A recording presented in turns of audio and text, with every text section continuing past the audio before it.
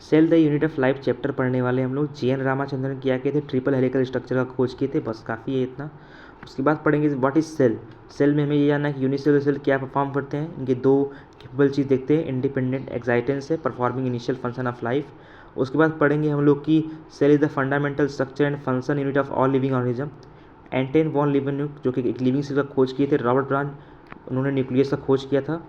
उसके बाद हम लोग पढ़ेंगे कि जैसे जैसे माइक्रोस्कोप का इन्वेंशन होता गया, मॉडिफाई हुआ माइक्रोस्कोप, उस तरह से और भी चीज़ें रिवील होती गई। ठीक है, सेल थ्योरी में पढ़ते हैं 1838 मैथ्यू शिल्डन ने, जो कि एक जर्मन बॉटनिस्ट थे। इन्होंने बताया कि इन्होंने जब ऑब्जर्व करा बहुत सारा प्लांट, तो उन्होंने ऑब्जर्व करा कि जो सभी प्लांट हैं वो different different kind of cell के बने हुए हैं और जो कि फॉर्म कर रहे हैं टिश्यू ऑफ प्लांट। उसी समय में थियोडर सॉन सर आए, जहाँ पे 1839 में ब्रिटिश जोलॉजिस्ट थे। इन्होंने बताया कि एनिमल सेल जो होते हैं उनमें एक आउटर लेयर होता है सेल का, जिसे बोलते हैं, आज हम लोग बोलते हैं इस समय में प्लाज्मा मेम्ब्रेन। और उन्होंने इस थ्योरी को बताया कि ये आल्सो कंक्लूड करा कि प्रेजेंस ऑफ सेल वॉल जो है एक यूनिक कैरेक्टर है प्लांट में। On the basis of Schwann proposed hypothesis the body of animal plant compose cell and product of cell. अब फिर शेल्डन एंड स्वान ने दोनों ने मिलकर एक थ्योरी दिया जिसे बोलते हैं सेल थ्योरी। लेकिन इस थ्योरी में इन्होंने एक्सप्लेन नहीं कर पाए कि how new cell are formed. तो फिर इसको एक्सप्लेन करने के लिए रुडॉल्फ वैरक्यू साहब आए, जिन्होंने एक्सप्लेन करा कि प्री एग्जिस्टिंग सेल से न्यू सेल जो कि ओमनी सेलुलर सेल है, जो कि इससे न्यू सेल फॉर्म होता है, उन्होंने ये बताया।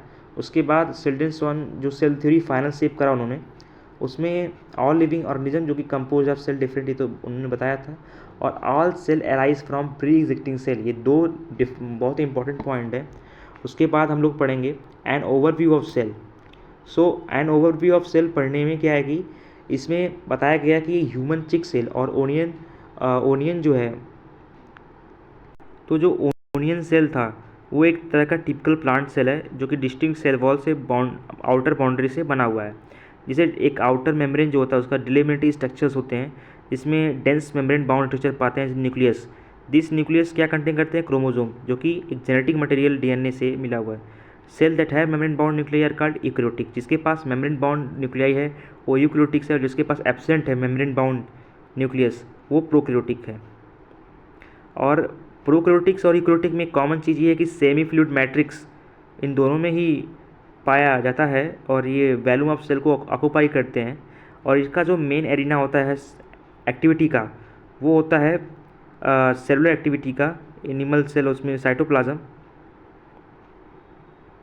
और बहुत सारे वेरियस केमिकल रिएक्शन होते हैं जो कि एक लिविंग स्टेट को बना के रखते हैं सेल के लिए। और इसीलिए बिसाइड यूकैरियोटिक्स में जो हम लोग देखते हैं कि इसमें कौन कौन से यूकैरियोटिक्स में मेम्ब्रेन बाउंड में कौन कौन से ऑर्गेनेल हैं, तो पहला एंडोप्लाज्मिक रेटिकुलम ऑर्गेनेल्स है, microbodies, Golgi complex, lysosome, mitochondria और वैक्यूल। फिर बात करते हैं कि राइबोसोम, अगली लाइन में जो बात कर रहे हैं यहाँ पर राइबोसोम। राइबोसोम कहाँ, राइबोसोम तो एक नॉन मेम्ब्रेन बाउंड स्ट्रक्चर है, तो ये कहाँ कहाँ पाया जाता है। पहले जगह ये पाया जाता है राइबोसोम प्रोकैरियोटिक में प्रेजेंट होता है और यूकैरियोटिक दोनों में प्रेजेंट होता है। मेन पॉइंट यहाँ पर ये है। और राइबोसोम जो है सेंट्रोसोम में पाया जाता है, साइटोप्लाज्म में, क्लोरोप्लास्ट में, माइटोकॉन्ड्रिया और रफ इंडोप्लाज्मिक रेटिकुलम में पाया जाता है। Animal cell contain another non membrane bound organelle called centrosome, जो कि हेल्प करता है सेल डिवीजन में। अब पढ़ेंगे सेल जो कि वेरी करता है शेप एंड साइज में। अब हम पढ़ेंगे कि उन्हीं सेल में माइक्रोप्लाज्म सबसे स्मॉलेस्ट सेल है, जिसकी 0.3 माइक्रोमीटर इन लेंथ में है, और वाइल बैक्टीरिया। उसके बाद हम लोग पढ़ेंगे 3 to 5 माइक्रोमीटर्स का होता है बैक्टीरिया।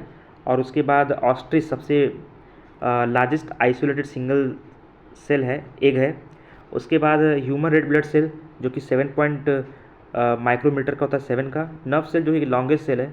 सेल आल्सो वेरी, अपने शेप के लिए वेरी करता है, जो कि एक डिस्क सेल की पॉलीगोनल हो गया, कॉलमनार हो गया, थ्रेड लाई हो गया, even irregular. The shape of cell vary with function they perform. अब ऊपर देखते हैं फिगर, जो ये है फिगर फर्स्ट है वो आरबीसी है, फिर डब्ल्यूबीसी, फिर कॉलमनार इपिथेलियल सेल जो कि लॉन्ग और नैरो होता है, ये है नर्व सेल, ये है ट्रैचिड इलॉन्गेटेड, और ये है mesophyll cell round and oval. Thank you.